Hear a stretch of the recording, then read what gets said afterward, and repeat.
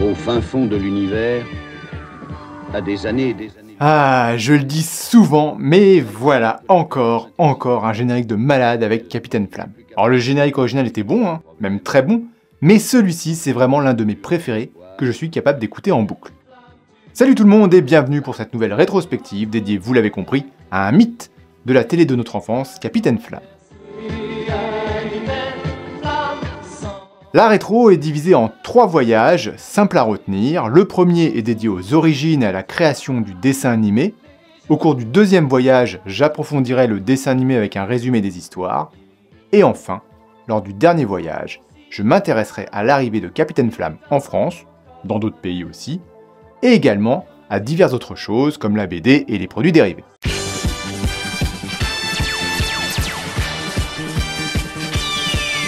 Si nous avons connu Capitaine Flamme étant petit sans réellement connaître l'origine de ce héros intergalactique, c'est à l'âge adulte que la majorité d'entre nous a découvert qu'en réalité, il est né d'une adaptation d'une série d'histoires publiée à partir de 1940 sous la plume d'Edmond Hamilton. Né en 1904, Edmond Hamilton est un écrivain de science-fiction américain très célèbre et considéré quand même comme l'un des fondateurs de ce qu'on appelle le space opéra, dont les principaux représentants sont les deux stars, Trek et Wars.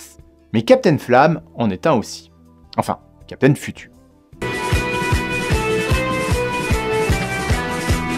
Hamilton a scénarisé une aventure très célèbre de Superman en 1963, Under the Red Sun, dans le numéro 300 de Action Comics. Et comme son nom l'indique, Superman doit composer avec un soleil rouge qui lui fait perdre ses pouvoirs. Et si ce n'est pas la première fois qu'un soleil rouge apparaît, c'est véritablement avec cette histoire que sera canonisé l'effet du soleil rouge et du soleil jaune sur Superman. Hamilton fait partie de cette première génération d'écrivains de science-fiction avec Jack Williamson, Edward Smith et Philip Francis Nolan. Ouais, ces noms parlent pas beaucoup, mais sachez que l'une des histoires du premier a inspiré Terminator et qu'il était admiré par le célèbre Isaac Asimov. Que le second a fortement influencé George Lucas et J. Michael Straczynski quand il a scénarisé l'excellente série Babylon 5, et que le troisième est le papa du célèbre Buck Rogers. Bref, des auteurs qui pèsent. Donc en 1940 sort la première aventure du Capitaine Flamme, mais qui en VO s'appelle Captain Futur. Et c'est maintenant que je vais un peu casser une idée reçue. Captain Futur n'est pas la création du seul Edmond Hamilton. Évidemment, c'est lui l'auteur principal, c'est lui qui a tout créé, mais ce n'est pas lui qui en a eu l'idée. En effet, à l'origine, on trouve 2 personnes de l'éditeur Better Publications, Mort Risinger et Leo Margulies. Alors ce n'est pas n'importe qui, Mort en plus de rédacteur en chef a été scénariste pour DC et c'est juste le co-créateur de Green Arrow et Aquaman. Nos 2 bonhommes ont l'idée d'un héros appelé Curtis Newton, aka Mr. Future. Télépathe et invisibiliste. Ouais bon, il est capable de se rendre invisible quoi, je sais pas si c'est comme ça que ça se dit. Il est accompagné de 3 équipiers, Simon, Otto et Grag. Et pas Krag, Grag avec un G. Il demande à notre cher Edmond de rédiger les aventures de ce héros auquel il croit beaucoup et qui seront publiées par la société Thrilling dans les magazines Pulp, c'est-à-dire des magazines de fiction populaire. Ce dernier accepte, non sans faire quelques grosses modifications. Alors Futur n'est plus un mutant issu d'un accident radioactif, très inspiré des héros de comics, et il change de couleur de cheveux. Otto, Mala en VF, n'est plus un alien cristallin vivant dans l'anneau du capitaine, mais un androïde. Grag n'est plus un sosie mécanique du capitaine contrôlé par télépathie, mais un robot à part entière, et Simon perd son corps d'être humain pour finir comme un cerveau dans une boîte. Enfin, Johan passe du statut de pilote à celui d'agent de la police interplanétaire. Et c'est toute l'ironie de l'œuvre d'Hamilton, un fondateur de la SF, un fondateur du space opéra, et on retient principalement de lui un héros dont il n'est pas à l'origine, même s'il a tout créé ensuite. Annoncé à la Convention mondiale de science-fiction de 1939, le magazine Captain Futur sera créé en 1940 et prospérera jusqu'en 1944 avec en sous-titre Wizard of the Science qui signifie magicien de la science. Et ce, pour les 4 premiers numéros, les 13 numéros suivants porteront le sous-titre Man of Tomorrow, l'homme de demain, qui est aussi un des surnoms de Superman. Notez néanmoins que Edmond Hamilton n'est pas le seul auteur à avoir écrit pour Captain Futur, il y a aussi Joseph Samakson, auteur de 2 numéros sous le pseudonyme Brett Sterling, qu'Hamilton reprendra un temps. Au même moment, en 1940, ont été publiées les aventures d'un autre Captain Futur en comics, mais qui n'a rien à voir avec notre Capitaine Flamme. Ou du moins, qui a très vite viré vers autre chose. Puisque celui des comics a une super force, il peut voler, et lancer des éclairs. Et il apparaît lors d'un flashback dans un one-shot de 2008, projet Super Powers, que voici. Et bougez pas, je vais vous le trouver tout de suite. Wow, on n'a pas le temps, hein. Ok, bon. Alors, la petite subtilité quand même, c'est que ce héros reprend le design d'un autre super-héros, Major Mars, une seule histoire qui lui est bien inspirée du Capitaine Futur. Pour en revenir au magazine Captain Future, chaque numéro était donc au format pulp, contenait 128 pages et coûtait une quinzaine de cents. Le mot pulp s'entend ici non pas comme pulpe. Il faut bien secouer. Sinon la pub, elle reste en bas. Voilà, ça a absolument rien à voir avec cette pub. Mais ça veut dire pâte à papier, matériau bon marché pour imprimer des histoires. Chaque numéro comptait une aventure de Captain Future, sur 80 pages environ. Il y avait aussi d'autres histoires, des articles détaillés et des cartes sur un des mondes de l'univers de Captain Future, comme vous pouvez le voir ici. Et donc, si vous avez bien calculé, il y a eu 17 numéros, 13 ont été adaptés dans la série, et un autre dans un épisode spécial, longtemps inédit en France, et je vous propose de tous les passer en revue. Je vous donne le nom en anglais et le titre français correspondant de l'animé. Petite précision, l'animé est décomposé en 13 voyages donc et un téléfilm. J'y reviendrai mais il est quand même utile de le savoir. Numéro 1, Captain Future and the Space Emperor, l'empereur de l'espace, premier voyage. Numéro 2, Calling Captain Future, la planète noire, 7e voyage. Numéro 3, Captain Future Challenge, les 5 mines de gravium, le 2e voyage. Numéro 4, The Triumph of Captain Future, la source de l'immortalité, 11e voyage. Numéro 5, Captain Future and the Seven Space Stones, le secret des 7 pierres, 6e voyage. Numéro 6, Star Trail to Glory, la course à travers le système solaire, ça, c'est l'épisode spécial. Numéro 7, The Magician of Mars, l'univers parallèle, 5e voyage. Numéro 8, The Lost World of Time, départ pour le passé, c'est le 3e voyage. Numéro 9, Quest Beyond the Stars, le créateur universel, 4e voyage. Numéro 10, Outlaws of the Moon, il n'a pas été adapté. Numéro 11, The Comet Kings, la comète de Halley, 10e voyage. Numéro 12, Planet in Peril, les semeurs de givre, 12e voyage. Et là, bah ça match. Numéro 13, The Face of the Deep, la révolte des prisonniers, 8e voyage. Numéro 14, Worlds to Come, qui n'a pas été adapté. Numéro 15, The Star of Dread, la caverne de vie, 13e et dernier voyage. Numéro 16, Magic Moon, Silence on tourne, le 9e voyage. Numéro 17, Days of Creation, qui n'a pas été adapté non plus. Ces histoires ont donné lieu à des romans auxquels il faut en rajouter 3 autres. Le numéro 18, Red Son of Danger, le numéro 19, Outlaw World, et le numéro 20, The Solar Invasion, qui n'ont pas été adaptés non plus. Donc vous savez que l'animé n'a pas forcément suivi l'ordre des aventures. Alors l'histoire de Captain Future ne s'arrête pas là, hein. Pour l'adaptation animée, oui, mais des histoires écrites, il y en a eu plein d'autres. Par exemple, à partir de 1945, c'est le magazine Startling Stories qui reprend la publication de notre rouquin spatial. 10 nouvelles histoires voient le jour, les 3 derniers romans que je viens de citer, et 7 nouvelles. Pour certaines de ces histoires, c'est Leigh Brackett qui est l'auteur tout en conservant le nom d'Hamilton. Bon, elle avait le droit, hein, c'est son mari après tout. Donc les années 40 étaient l'âge d'or du Captain. Ensuite, il aura d'autres aventures, mais il se fera quand même beaucoup plus rare.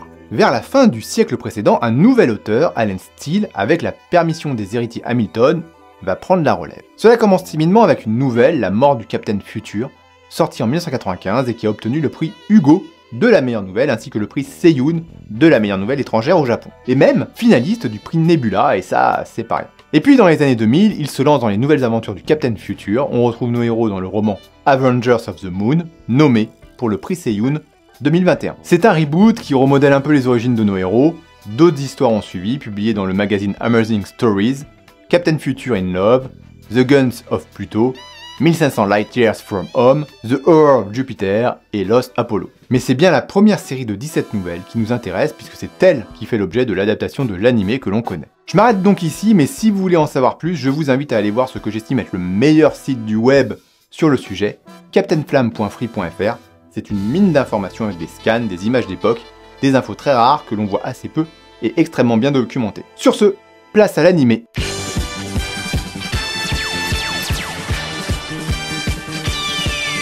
Dans les années 60, la SF japonaise va se développer progressivement. Des magazines cultes comme SF Magazine vont reprendre le flambeau du tout premier, Seiyun, qui avait d'ailleurs donné son nom au prix célèbre que je cite assez régulièrement. Cette science-fiction japonaise est fortement influencée par la SF américaine apportée par les militaires occupant le Japon au lendemain de la Seconde Guerre mondiale. Mais dans notre histoire, c'est la deuxième génération qui nous intéresse, celle d'Haruka Takashio, dont je vous ai déjà parlé dans la rétrospective d'année d'année. Nous sommes au début des années 70 et les œuvres d'Edmond Hamilton ont été traduites au Japon. Quelques-unes, je vous rassure, on les connaissait déjà avant, mais les années 70, c'est vraiment le point culminant de notre histoire. Le magazine SF sort en 1975 un dossier proposant des illustrations de Captain Future, imaginé par le studio Noé, le studio fondé entre autres par Haruka Takashio. À côté de ça, Masahiro Noda se lance dans la traduction de toutes les histoires originales. 11 seront traduites avant la production de l'anime, ce qui permet la réalisation de 11 voyages, et 3 pendant la production. Les 3 dernières traductions donneront lieu aux 2 derniers voyages de l'anime et au téléfilm. On a bien nos 14 aventures. Les autres seront traduites après la fin de la diffusion de la série et ne seront donc pas adaptées.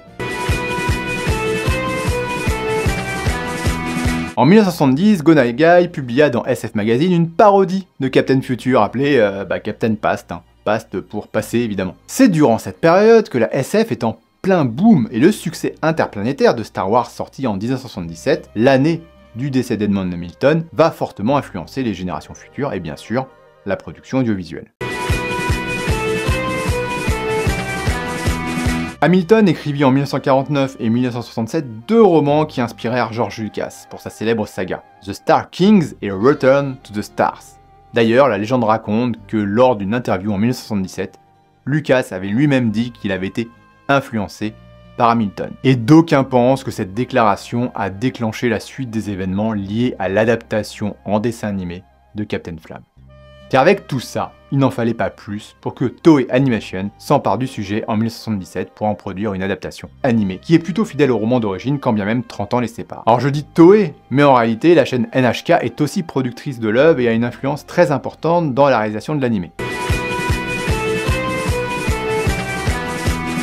Ouais, je sais, il y en a beaucoup, c'est ma marque de fabrique. Sachez qu'à l'époque, au même moment, était diffusée au Japon une série issue des romans d'Hamilton, Star Wolf, je vous en ai déjà parlé dans la vidéo spéciale Tokusatsu.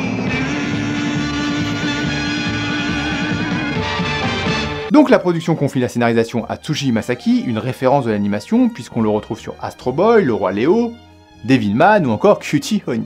Et plus tard, Dr Slump ou encore Lamu. Donc déjà, ça annonce du lourd. Tsuji Masaki doit adapter les histoires d'Hamilton à la science moderne tout en gardant l'esprit des histoires écrites pédagogiques et didactiques. C'est pour cette raison que l'environnement est modifié, les aventures ne se passent plus dans le système solaire, mais dans une autre galaxie, puisqu'en 77, on sait pertinemment que les autres planètes ne sont pas habitées ni habitable. Mais Tsuji n'est pas tout seul évidemment. Comme pour toute production d'animé, il y a toute une équipe, plusieurs scénaristes, plusieurs réalisateurs d'épisodes, plusieurs directeurs d'animation. Et donc à la scénarisation, on retrouve aussi Takeo Kaneko et Fumio Konami, qu'on a plutôt vu sur des séries et films live. Pour concevoir les personnages, la production fait appel à Takuo Noda, qui sort de la série Super Grand Prix et qui auparavant avait travaillé sur Getter Robot et Le Tigre. On reconnaît d'ailleurs bien son style de personnage.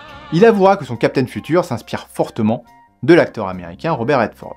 Alors lui non plus n'est pas tout seul, il est accompagné de Toshio Mori, également présent sur Devilman et qui œuvrera un peu plus tard sur Muscleman. Noda et Mori sont bien sûr partie de l'analyse textuelle, mais aussi des nombreux dessins de l'époque avec une forte inspiration américaine. Au-delà de Robert Redford, qui est officiel, je vois en Joanne une représentation de Jessica Lange de King Kong sortie en 1976, la blonde en péril. Quand vous regardez le comète que vous connaissez sous le nom de Cyberlab, vous ne pouvez que constater l'influence du vaisseau de 2001 l'Odyssée de l'espace, un vaisseau très longiligne. La réalisation globale est confiée à Guji Katsumata, gros nom également d'animation japonaise, il a œuvré sur Mazinger, Great Mazinger, Cutie Honey, Le Tigre, Cyborg 009, Devilman et surtout pour nous français, Goldorak, puisqu'il était également le réalisateur en chef. Et je me rends compte en disant ça que j'en avais pas parlé dans la rétro Goldorak, mais allez la voir quand même, elle est géniale.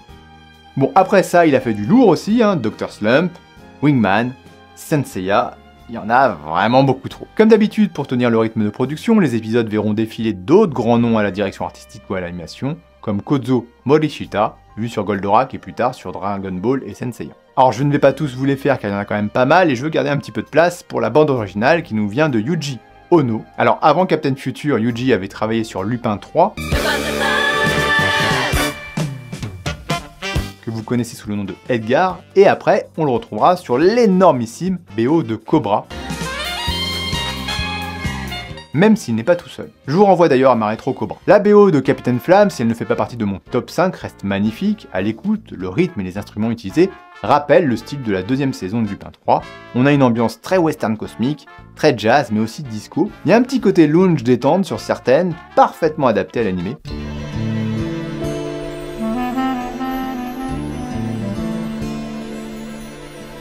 C'est une BO que vous pouvez mettre dans un salon de lecture et pour les morceaux cool, bien sûr. Certaines ont une ambiance plus angoissante, comme Warp to the Invisible Planet.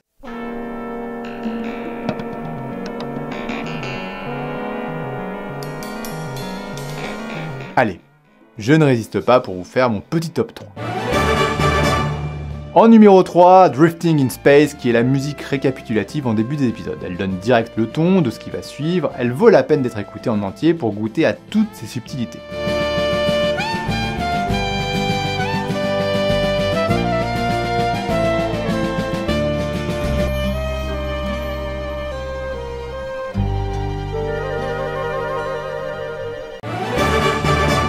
En numéro 2, Eden of a Different World, une musique très rythmée.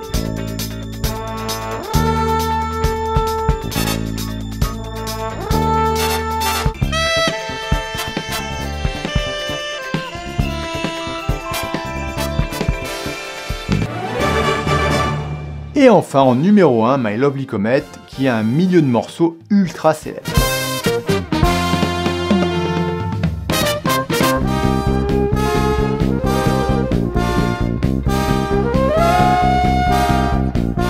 Le thème d'ouverture est peu connu des francophones, tellement la VF est dans l'inconscient collectif, mais il est de très bonne qualité.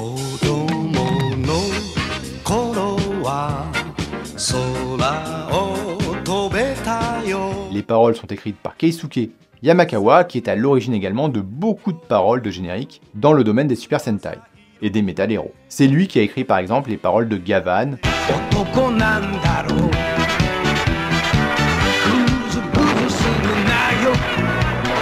Il y a eu deux versions chantées, l'une par Hideyuki et la deuxième version par Takekawa Yuki Hide. Ce qui est marrant puisque pour un nom japonais comme moi, on a l'impression que c'est le même nom à l'envers, mais en fait, non. Alors en réalité, c'est bien la version du second Yuki Hide qui devait être utilisée dès le départ, mais pour des raisons contractuelles, la production a fait appel à Hideyuki pour démarrer et pas Yuki Hide. Ça va là, vous suivez un peu ?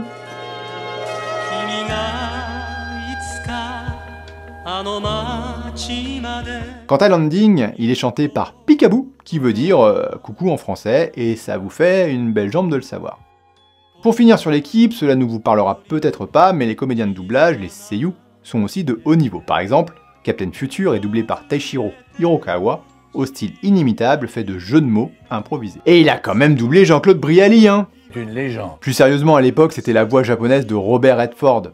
Et du coup, c'est pas anodin, hein, puisque le Capitaine Flamme ressemble à Robert Redford. L'équipe étant constituée, les aventures du Captain Future peuvent débuter. Les 13 voyages seront diffusés sur NHK General TV du 7 novembre 1978 au 18 décembre 1979 en Prime à 19h30. Le téléfilm a été diffusé le 31 décembre 1978. L'approche initiale avait pour ambition d'aller sur le terrain de l'exportation vers les occidentaux et notamment américains. Pas de chance, Captain Flamme a surtout marché en Europe, notamment en France, en Italie, en Allemagne et en Espagne, ainsi qu'en Amérique du Sud. Au début, les personnages étaient plutôt lisses, mais le concept général de l'œuvre d'origine était conservé, de la science expliquée, un héros qui utilise ses neurones avant ses muscles, et des aventures extraordinaires. Mais, paradoxalement, les premiers épisodes étaient jugés beaucoup trop scientifiques. Même si nous on l'a pas bien perçu à l'époque, et un changement va s'introduire, progressivement, pour se rapprocher davantage des romans, à savoir des personnages plus humains, avec leurs faiblesses et un côté dramatique plus prononcé qui va renforcer l'intensité de l'animé. Même si le côté scientifique est toujours présent. Niveau graphisme, la série respire les années 70 et on peut remercier la Toei de lui avoir donné une identité propre en se détachant des dessins d'origine, sinon vous auriez eu un truc comme Flash Gordon.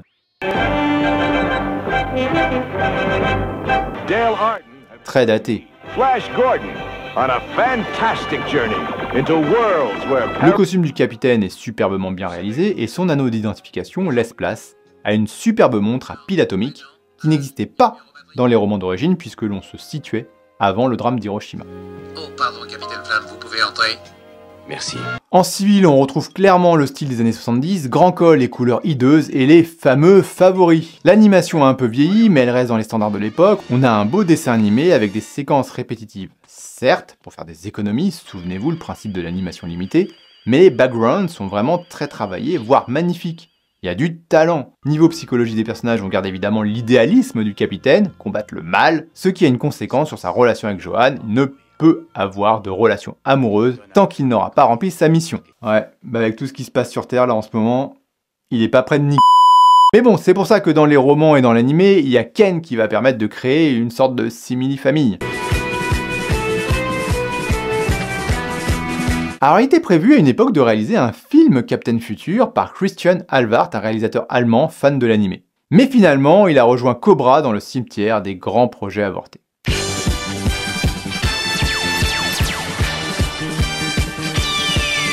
Alors c'est la grande question, l'animé est-il éloigné du roman? Et la réponse est non, la série suit les grandes lignes de chacune des histoires, évidemment, il y a des modifications, des adaptations, des événements qui sont décalés dans le temps, parce qu'on passe d'un support à un autre, mais la série reste très fidèle, et on l'a simplement mis au goût du jour avec l'évolution de notre connaissance des sujets scientifiques présentés. Je le rappelle, 30 ans d'écart, c'est énorme.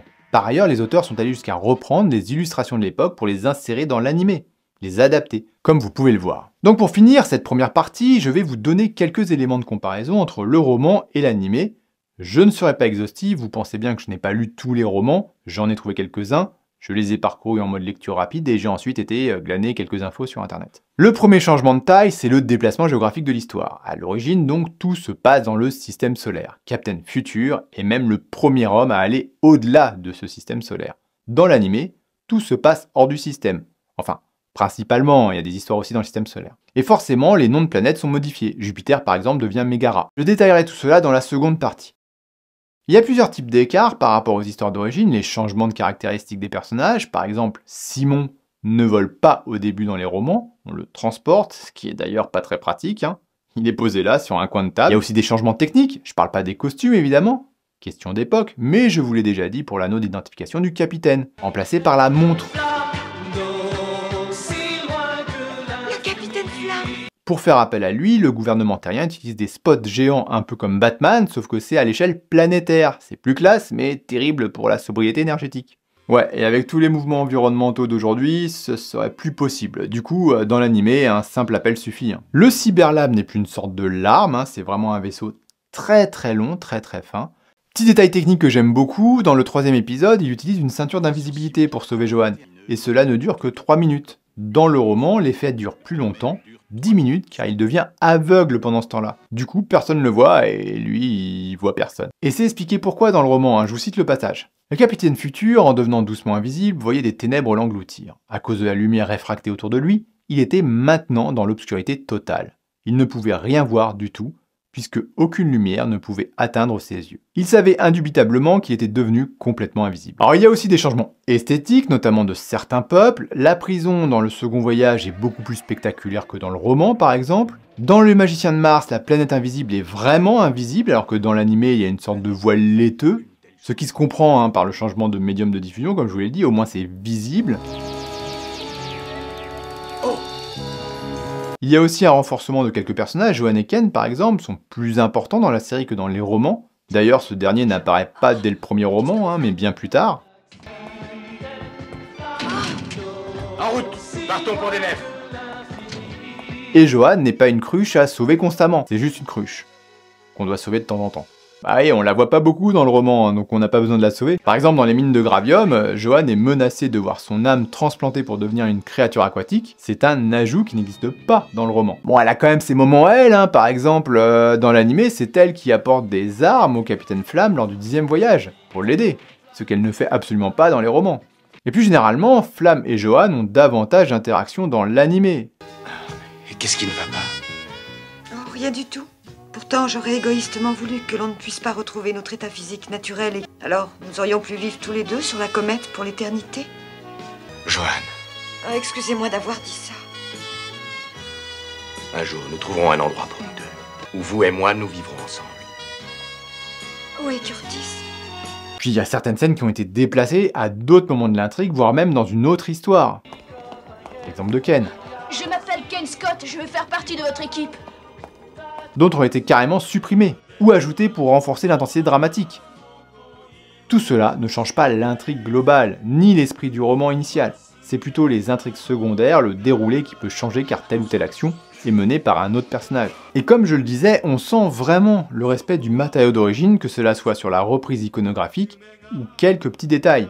Par exemple, la montre qui remplace l'anneau était vraiment une des idées non retenues du roman. On est clairement dans une adaptation réussie, réfléchie, documentée, que je développerai davantage dans la seconde partie de cette rétrospective. D'ici là, prenez soin de vous!